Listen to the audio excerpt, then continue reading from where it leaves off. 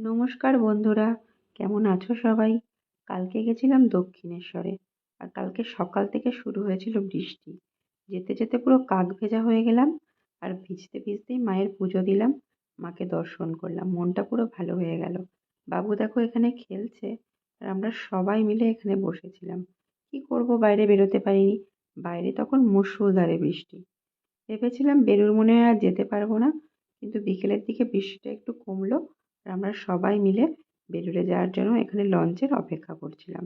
আর এখানে ফটো টটো তুললাম, একটু রিলস বানালাম। বাবু দেখো এখানে তোমাদের হাই বলছে। আর তারপর বৃষ্টিটা আর হয়নি। সকালটা খারাপ কাটলেও বিকেলটা কিন্তু বেশ ভালোই কেটেছিল আমাদের। তারপরে লঞ্চ এসে গেল, লঞ্চের জন্য এগোতে থাকলাম। আর এই চারিপাশটা এতটাই সুন্দর, আমার ভীষণ ভালো লাগে এখানে।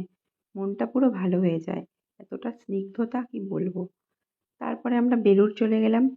বেলুড়ে গিয়ে একটু ঘুরলাম, আর আমার গলাটা পুরো ধরে গেছে, তাই একটু অ্যাডজাস্ট করে নিও। ভিডিওটা কেমন লাগলো জানিও। সবাই ভালো থেকো।